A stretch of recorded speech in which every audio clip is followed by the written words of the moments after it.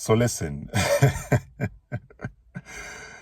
yo, Tyler Perry, let me just start off by saying this is not a bad film. And a bit of a spoiler alert, if you haven't watched the film, probably best to go watch it first, then come watch this review, or I don't know, ask me to send it to you if it's on WhatsApp or something. Um, Listen, it's not a bad film, okay? It really, really isn't. It's just a very overdone, overused film storytelling technique. We've seen it several times before. If any of you are film lovers and you've watched the movie or you haven't watched the movie Obsessed, 2009, Idris Elba, Beyonce, we've seen this sort of, storytelling before. Go back and watch Fatal Attraction, whether it's the latest Fatal Attraction or a one from the past. Like, we've seen this romance, madness, violence, just mental unwellness.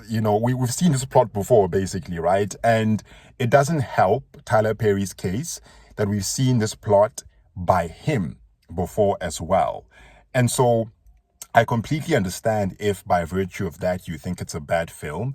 But if you haven't watched any Tyler Perry movies or you haven't overwatched this kind of plot before, then you'll probably get by this movie just fine, okay? Divorce in the Black, you'll get by just fine.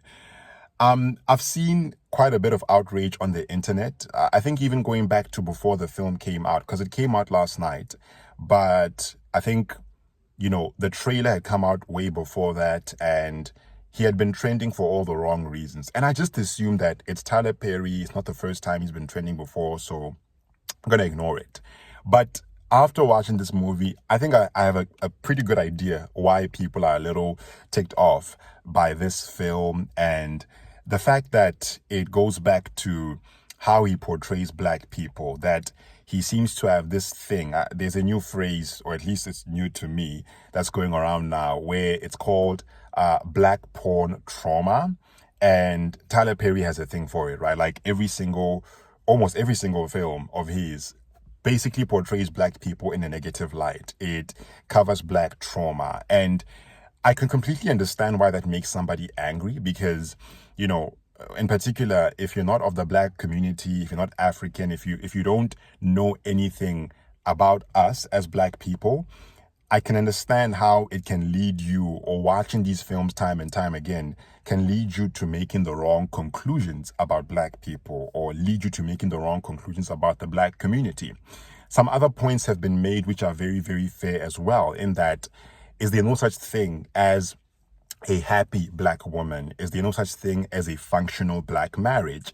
Is there no such thing as a reasonable black man who treats his family well and isn't a little sick in the head? And if there is, then why is Tyler Perry not portraying these people as such? Why is he so hell-bent, it seems, on portraying them in the most twisted, negative light possible? You get what I'm saying? So I completely hear that argument. I understand. I can't defend him on that one. I completely understand. Another point that I need to make about this film, and about some films that I've seen recently as well, and a couple of shows I've seen recently as well, is that there seems to be a priority on keeping the audience on edge, or in other films, shocking the audience, disgusting them, repulsing them, and prioritizing that over actually moving the plot forward, over good storytelling. It's like, we're going to throw in a couple of dramatic scenes here and there to make you go crazy, versus telling an overall good, fruitful story. You get what I'm saying? And I feel like we've witnessed that with Divorce in the Black. It probably isn't so ironic that this film was released on Amazon Prime, and Amazon Prime is the home of another TV show I've been watching recently, The Boys, and season 4 is pretty new right now. And this has been my main critique of season 4 of The Boys, is that there seems to be an emphasis on dunking on different groups, woke groups all around the world, or specifically all around America. There seems to be a priority on shocking the audience, on disgusting them, on making them feel cringy, versus actually progressing the plot versus telling a good story and wrapping it up in a sensible manner. And same critique I give to Divorce in the Black. Some of the characters that are in this film are written very cliche-ish. They suffer from the same perils as other characters of old. It's like, for example, there's an abusive person in this film, and as with every other abusive person in every single film, there's always that 1, 2, 3 people that completely overlooks their abusive ways or enables them or says stupid stuff like, I've never seen him act like that before. When in the film they actually have, or they've seen some kind of hint that this person is capable of taking it there when they are not okay. They're capable of taking it there when they are angry, right?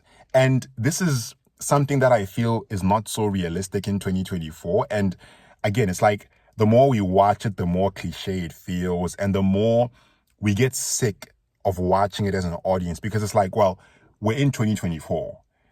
In 2024, in this current society that we live in, a regular man who is smart, he is mentally fit, he is physically fit, he's got a job, and knows all that's going on in the world, or has a deep enough knowledge of what goes on in the world, societally speaking, socioeconomically speaking, does not just see these hints of abusive behavior from another man and completely ignore them, or say stuff like, I've never seen him act like that before. You know what I'm saying? Like, there are scenes where this character, I won't reveal who it is, you probably have to go and watch the movie, you'll know who it is if you watch the movie. There are scenes where this character is this close from popping a vein, from killing someone, from hurting someone, and the other characters are just like, no, it's okay, I'll talk him down. They just like, no, let me just talk to him. Let me just try to reason with this guy. Instead of calling the cops, instead of physically restraining him, instead of punching him, if need be.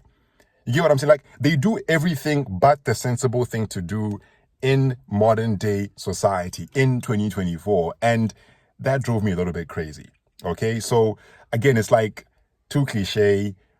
Again, not very realistic. I know it's kind of a stretch to expect films to be realistic nowadays, but it's like, come on, it's 2024. Like, if you're going to keep padding the same story again and again and again, then at some point your audience is going to get tired.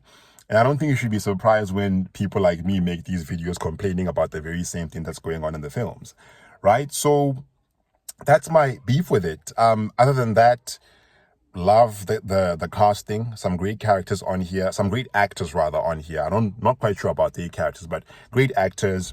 And like I said, if you haven't watched enough of this film, you'll probably get by just fine. It's not a bad film. Like, not too many plot holes. There are enough plot holes to make you angry and feel like this is a bad movie.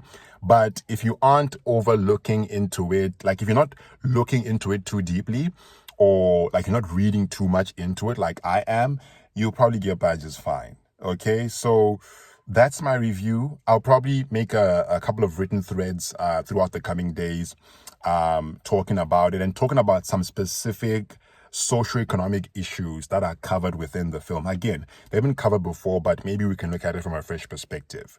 But for now, go watch the film. Let me know your thoughts.